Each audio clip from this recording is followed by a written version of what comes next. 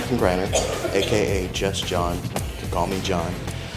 What I do is I build cigar box and cookie tin guitars.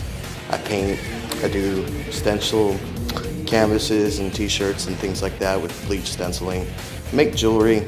Been a crafter and a builder for many years now. Started off doing stuff with my grandfather. He was a handyman, and just a great man, engineer, things like that. Come from a family of many artisans and artists. My dad's a vocalist and draws, paints, so on. So it's just something that's really cool. I've been messing around with the cookie tin banjos and cigar box guitars, for about 2 years. Started about 2 years ago in Gallatin, Tennessee. I was one of those starving artists, who was hard on their luck, and which the name of my cigar box guitars is Lucky Box Guitars.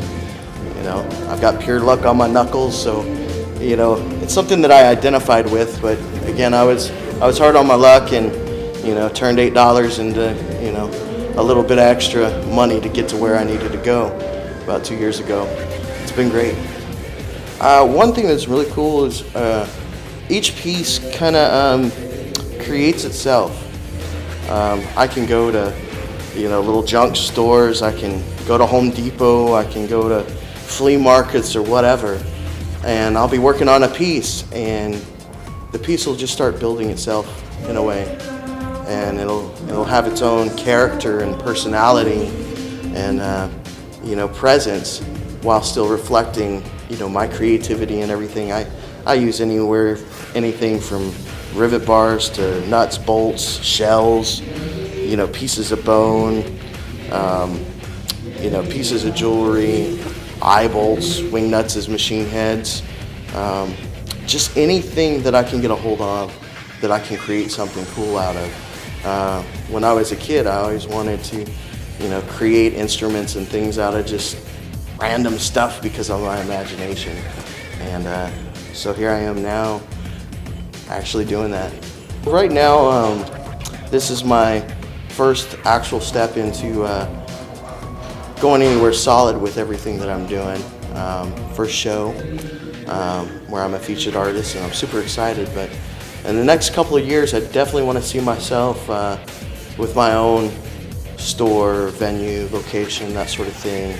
Traveling around, having places throughout the United States and maybe even in the world, carrying some of my pieces. And also I collaborate with other artists, some heavy hitters as well, that work with me, and I want to definitely see that develop, and I want to see what I do bring artists and artisans and musicians and just people at large together to have fun and reminisce their imagination as a child.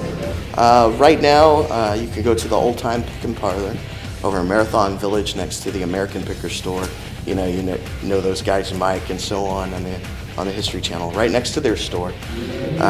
Old Time Pick and Parlor, owned by Richie Owens. It's a very historically rich location, actually.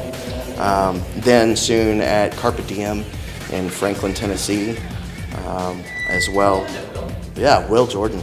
Great dude. I've met him a couple times. Definitely cool cat.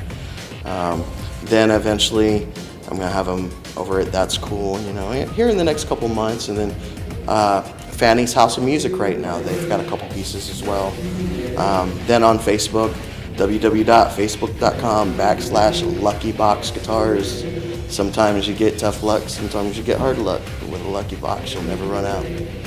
I'm just John with Lucky Box Guitars, and I am a raw artist.